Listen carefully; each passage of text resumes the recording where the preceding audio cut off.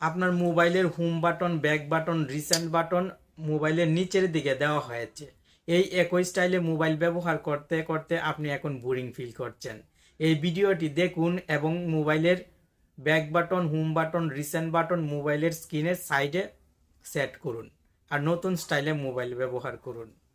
Taken Bangla চ্যানেলের নতুন একটি ভিডিও আপনি দেখছেন আর আমি আছি আপনার বন্ধু নাসিম। চলুন মোবাইল স্ক্রিনে। মোবাইলের নেভিগেশন বার কিন্তু ডিফল্টভাবে নিচের দিকে দেওয়া থাকে। এখন এই নেভিগেশন বার সাইডে নিয়ে যাওয়ার জন্য আপনাকে প্রথমে মোবাইলের সেটিংসে চলে আসতে হবে, দেন এখান থেকে ডিসপ্লে সেটিংসটি খুঁজে বাহির করবেন এবং ডিসপ্লে সেটিংসে ক্লিক করবেন। এখানেও কিন্তু অনেক সেটিংস চলে আসবে। আপনি নিচের দিকে চলে আসবেন, ফুল স্ক্রিন ডিসপ্লে একটি সেটিংস এখানে শো হবে। এই ফুল স্ক্রিন ডিসপ্লেতে ক্লিক করবেন। এখানে আপনি নেভিগেশন সিস্টেম দুইটি পাবেন।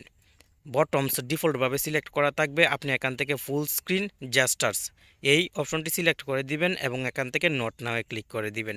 সঙ্গে সঙ্গে কিন্তু আপনার কাজ কমপ্লিট। এখন নিচের নেভিগেশন বার চলে গেছে, সাইডের দিকে কিন্তু নেভিগেশন বার ব্যবহার করতে পারবেন। এখন যদি কোনো অ্যাপ ওপেন করি তাহলে মোবাইলের স্ক্রিনের এক পাশ থেকে আঙ্গুল দিয়ে সোয়াইপ করলেই ব্যাকে চলে আসতে পারবো। আর নিচ থেকে উপরের দিকে সোয়াইপ করে ধরে রাখলে রিসেন্ট অ্যাপগুলো দেখতে পারবো। নিচের দিক থেকে যেহেতু নেভিগেশন বারটি চলে গেছে তাই মোবাইলের স্ক্রিনটিও কিন্তু এখন অনেক বড় দেখাচ্ছে।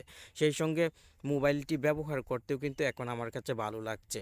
এভাবে যখন আপনি মোবাইলটি ব্যবহার করবেন আশা করি আপনার কাছেও ভালো লাগবে, কারণ মোবাইলের স্ক্রিনটি আপনার কাছে বড় লাগবে আর ব্যাক বাটন, রিসেন্ট বাটন এগুলো আপনি খুব সহজেই কন্ট্রোল করতে পারবেন।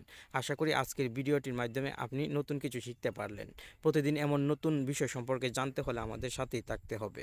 ধন্যবাদ।